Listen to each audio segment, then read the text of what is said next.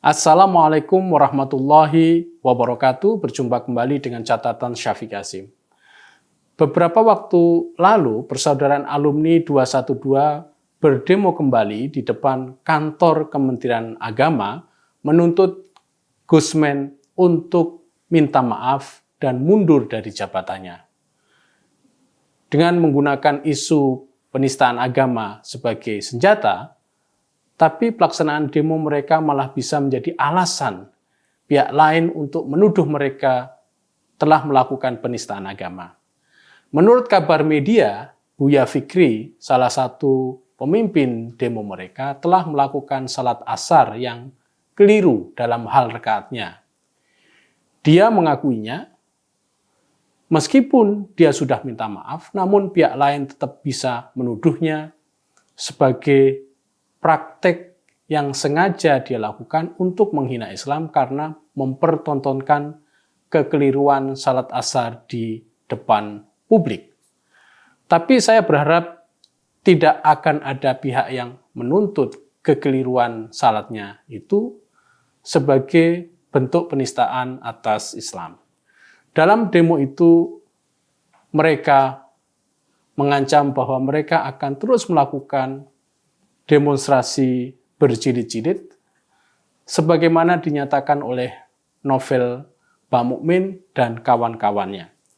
Saya melihat narasi yang mereka keluarkan sebagai bentuk gertakan saja.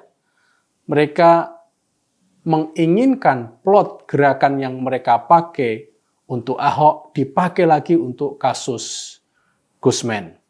Saya kira mereka terlalu berambisius. Dalam banyak hal, kasus Ahok dan kasus Gusmen itu berbeda. Dulu, pada zaman mereka mendemo Ahok, kekuatan mereka bisa dikatakan lumayan penuh. Dukungan dari berbagai kalangan muncul karena tindakan mereka terkait dengan soal perebutan kekuasaan politik di Jakarta. Sentimen keagamaan juga mereka gunakan. Misalnya Ahok Kristen dan dia menghina Islam. Narasi seperti ini sendiri dulu sangat efektif, namun tidak bisa mereka pakai untuk kasus Gusmen kali ini. Dulu mereka memiliki tokoh yang bisa menjadi penyatu suara-suara yang anti Ahok. Katakanlah Rizik Syihab. Kini mereka tidak punya tokoh seperti itu. Bahkan tokoh yang mereka tampilkan seperti Buya Fikri malah menunjukkan tindakan yang fatal di depan publik. Salat asar keliru, bagaimana orang bisa menganggapnya sebagai seorang tokoh Islam? Dulu, salah satu faktor keberhasilan mereka adalah adanya legitimasi fatwa dari Majelis Ulama Indonesia untuk kasus Ahok. Namun, kini secara resmi MUI mendukung kebijakan yang dikeluarkan oleh Gusmen. Kita tahu bahwa Buya Fikri memang pengurus MUI dan masih ada elemen di dalam MUI yang mengecam kebijakan Gusmen. Namun, kekuatan mereka di dalam MUI tidak sebanding dengan kekuatan yang mendukung kebijakan Gusmen. Dukungan partai politik juga tidak begitu terlihat. Orang yang mendukung itu saja dan sudah bisa ditebak. Selain itu, tokoh yang mereka hadapi sekarang adalah bukan tokoh biasa. Gusmen adalah salah satu tokoh penting dari organisasi Islam terbesar di Indonesia. Dia juga menjadi pemimpin ormas kepemudaan terbesar di Indonesia, Ansor, dan di dalam Ansor ada Banser, Barisan Serbaguna, yang berada langsung di bawah komandonya. Dari sini saja mereka seharusnya menghitung dan berhitung apakah gerakan mereka akan berhasil atau tidak. Apakah mereka tidak memikirkan itu semua? Mungkin mereka memikirkan dan berhitung, atau mungkin tidak. Saya melihat bahwa bagi mereka yang paling penting adalah melakukan gerakan atau melakukan demonstrasi. Segala hal yang bisa dijadikan sebagai momen untuk berdemo maka mereka akan gunakan saja. Gerakan mereka adalah gerakan yang sporadis, terus mencoba dan mencoba sampai kemudian ketemu pada bingkai besar mereka. Namun untuk sampai pada bingkai besar ini nampaknya akan sulit tercapai. Saya amati bahwa gerakan 212 ini memang sedang kehilangan relevansinya dalam konteks politik kita di Indonesia. Karenanya segala kesempatan yang memungkinkan bagi mereka untuk bisa menggunakan event atau peristiwa sebagai panggung mereka, maka mereka akan mengambilnya.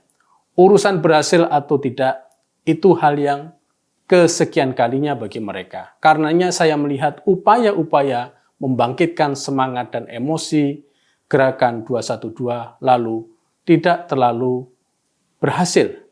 Apakah dengan usaha yang gagal terus akan menghentikan mereka untuk bergerak atau berdemo? Saya kira tidak. Mereka akan terus berjalan. Gerakan kontentius politik ini akan terus mereka jalankan, tidak hanya pada level gerakan di lapangan, namun itu akan dicoba untuk dikaitkan dengan upaya-upaya di tingkat cyberspace. Misalnya sekarang mereka atau bagian dari mereka yang setuju mencoba mengkonsolidasikan penyebaran disinformasi di sosial media tentang Gusmen. Dan gerakan semacam ini sudah menjadi semacam model bagi mereka selama ini. Meskipun menurut perhitungan saya gerakan mereka kali ini akan gagal, namun pada masa-masa mendatang saya melihat Gusmen dan kementeriannya akan menjadi fokus dan sasaran gerakan mereka. Hal ini bisa terjadi karena banyak agenda dan pekerjaan Gusmen dan kementeriannya yang bersinggungan dengan isu-isu yang bisa mereka manfaatkan. Mereka akan mengincar isu-isu keagamaan, terutama keislaman, mana yang mereka bisa olah untuk dijadikan sebagai modal mobilisasi bagi mereka.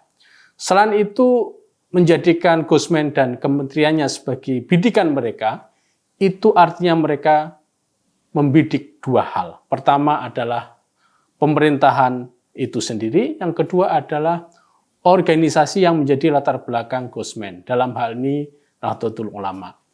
Arah pemerintahan adalah upaya mereka untuk terus melakukan delegitimasi kebijakan pemerintahan sekarang untuk urusan politik mereka.